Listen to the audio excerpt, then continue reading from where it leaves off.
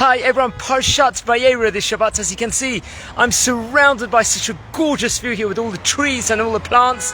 What more appropriate thing to speak about in this week's Parshah? We see all about Abraham, how he plants a tree when he is given, acknowledged that the land of Israel is his from Avimelech, in some sort of a peace treaty, which is related over in this week's Parsha. What is the pasuk? It says, Vayita eshel Avraham. So friends, what's going on here? Abraham plants a tree automatically. This after he has actually met with Avimelech, one of the kings, and Avimelech acknowledges his right to the land of Israel, to part of it, so he plants a tree inside Bereishit. So what was the point of planting this tree? It was out of gratitude and thanks to Hashem, because everything, Hashem decides what everything is destined to every single person inside this world. There was another hidden thing that was where this tree actually was, by the place where there was this tree.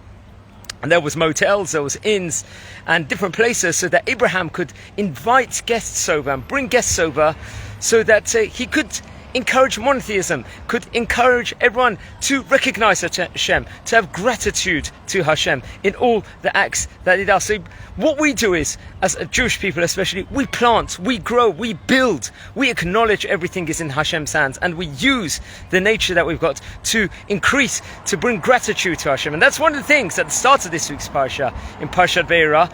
Abraham is after the circumcision, and the third day after the circumcision, after the Brit Milah, it's most painful. It's most painful process. However, yet he yearned so much for guests and to bring people close to Hashem, that he sat outside his tent and waited guests to come in, to enter his tent at the time. And Hashem brought 3 different malachim, guised in human beings, to come in so that Abraham could bring them in, so Sara could prepare a meal. And what he did was gave them most lavish meal, but at the end they said, thank you, Abraham, for this fantastic meal. So Avraham Avinu said, don't say thank you to me, say thank you to Hashem. There's a God that's created the world. There's a God that's here in every single thing. There's Hashem that's guiding us in every single thing. There's a Hashem that we've got to have our gratitude for, and to appreciate every single second that we're breathing, every single second that we're living.